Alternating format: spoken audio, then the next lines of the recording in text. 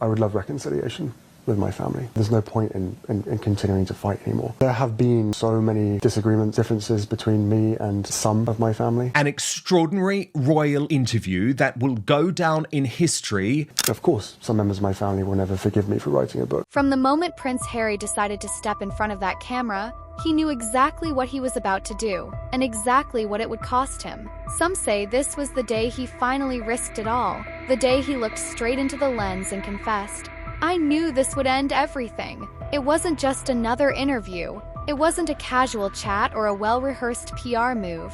It was a moment so raw, so final, that even people who defended him for years were left speechless. Because behind the carefully chosen words and the weary expression was a prince who seemed to have finally accepted that there was no going back. No more second chances. No more illusions that the family he'd walked away from might someday welcome him home. This current situation that has been ongoing for 5 years, it is the only thing that's left. Of course, some members of my family will never forgive me for writing a book. Think about that for a second. Imagine sitting there, knowing the words you're about to say will slam the last door shut, and still choosing to speak.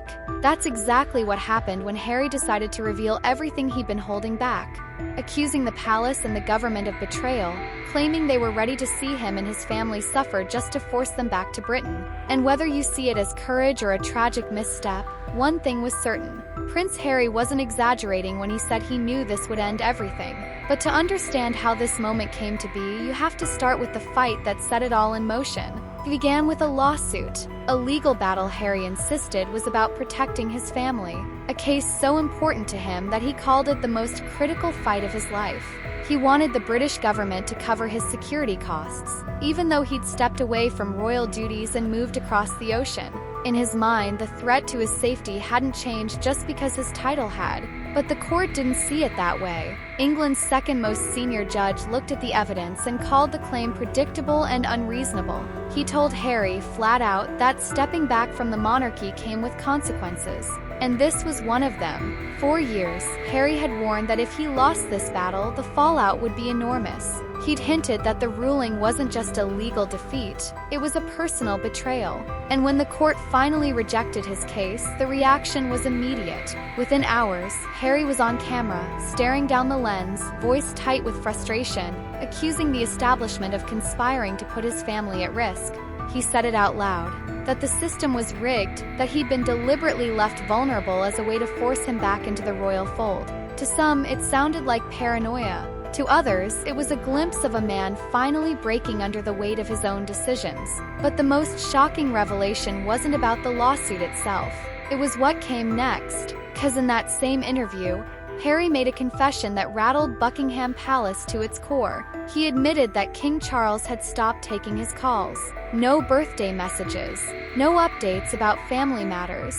Nothing. He described it as a cold silence that felt deliberate, as though his father had decided that the crown came before any bond between father and son. He even went further, hinting that he wasn't sure how much longer his father had left. That single comment was all it took for the headlines to explode, because Harry had just revealed private details about the king's health, details the palace had never confirmed publicly. For royal insiders, it was the ultimate line crossed. They saw it as proof that Harry was willing to air any secret if it suited his narrative, that he'd stopped caring who he hurt in the process.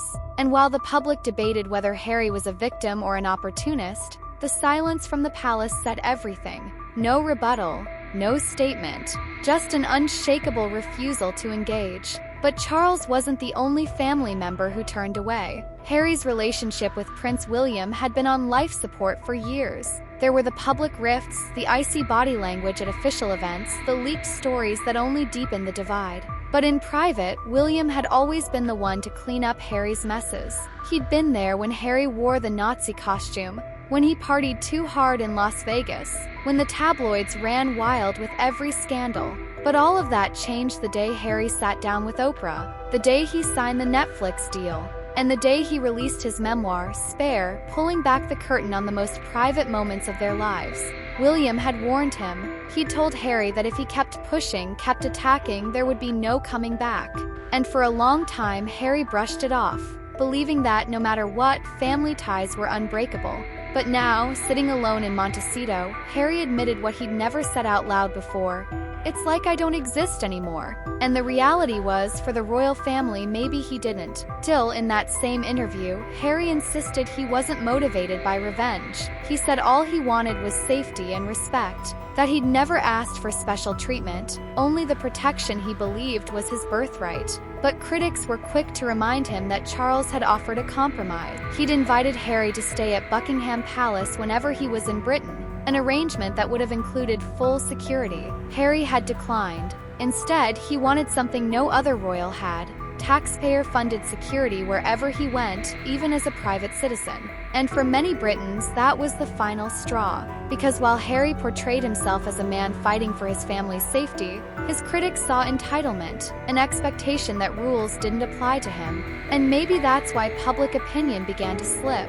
First, Harry and Meghan had captivated the world. They were the modern royals, the glamorous couple who dared to walk away. But as the years passed, sympathy turned to fatigue, and fatigue turned to frustration. Because each time Harry promised to move on, to heal, to start fresh, he seemed to find another camera, another platform, another chance to tell the same story. The story of a man who once had everything, and chose to let it all burn. In that interview, he described how the security downgrade happened overnight, how he was once considered a high-risk target and suddenly wasn't. He said no risk assessment had been done for him in 5 years. But the judge disagreed, calling the decision logical. Harry had stepped down. He had moved abroad. The risk had changed. And yet Harry couldn't or wouldn't see it that way. When the conversation turned to the accusations that he was paranoid, Harry insisted he had evidence, documents that proved there was more going on behind the scenes. But he never shared those documents publicly. That vagueness only fueled more speculation. Some believed he truly was being targeted by the system. Others said he was creating a narrative to justify decisions he already knew were mistakes. And perhaps that's why this moment, this interview, felt so final. 'Cause it wasn't just about security, or privacy, or even the crown. It was about identity. For years, Harry had struggled to define himself outside the palace walls. He was the spare, the second son, the rebel who never quite fit. And when he left, he hoped the world would see him differently, as a husband, a father, a man who forged his own path. But with each new headline, each new revelation, it became harder to tell where Prince Harry ended and the tabloid character began. And in that confusion, something precious was lost. Somewhere along the way, the boy who'd once been Diana's cherished son became the man the nation no longer recognized. But even as he spoke about the loneliness, about the betrayal, Harry made it clear he didn't regret the choices that led him here. He said he believed honesty would heal the rift, that telling the truth would bring understanding. Instead, it brought silence. The silence of a father who refused to pick up the phone. The silence of a brother who no longer tried to save him. The silence of a public that had finally stopped listening. And maybe that's what Harry meant when he said, "I knew this would end everything." Because somewhere deep down, he must have understood that there are some lines you can't uncross, some wounds that never close. When he accused his own family of risking his life, when he suggested they cared more about tradition than their own blood, it wasn't just another tabloid headline. It was a declaration that he was willing to burn the last remaining bridge. And perhaps the most haunting part is that, even now, he still seems to be waiting for someone to come running after him. But the palace gates have stayed firmly shut, no matter how loud the accusations, no matter how raw the confessions, no matter how many times he says he wants reconciliation. Because at some point, even a father becomes a monarch first. And that point, it seems, has finally arrived. So where does Harry go from here? With the court ruling behind him, with his father ghosting him, with his brother gone, what is left? Some say he will keep speaking, keep searching for validation he can never find. Others believe that one day, he will look back on this moment and see it for what it truly was. Not a stand for justice, but a final act of desperation. A last, defiant plea to be heard by a family who had already decided he was no longer their concern. And maybe, when all the cameras are gone, when the last podcast ends, when the headlines fade, he will finally understand that what he risked wasn't just his title or his privilege. It was the only thing he could never get back. The chance to be part of the family he once called his own. And for that, there may be no redemption. He knew it would end everything. And he did it anyway, because sometimes the hardest truth to face isn't what the world thinks of you, it's what you've become. But perhaps the most unsettling part of this story isn't what Harry said.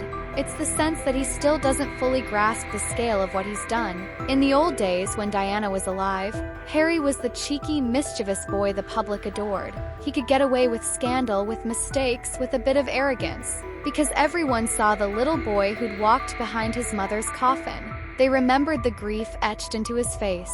They believed he deserved patience and forgiveness, no matter how many times he slipped up. For years, that goodwill insulated him, even when he made choices others questioned. Whether it was partying in Vegas or wearing that infamous costume, people were willing to excuse it. After all, he'd survived something no child should ever endure. But adulthood doesn't make room for endless indulgence, and time eventually erodes sympathy if it isn't balanced by accountability. The moment Harry chose to air every private grievance on camera, he changed the dynamic forever. He was no longer the wounded son trying to find his place. He became the man who used his pain as a weapon. Royal insiders say the Queen herself was devastated by the direction he'd taken, that even in her final months she held out hope he might come back to the fold, that he might rediscover the sense of duty she'd built her entire life upon.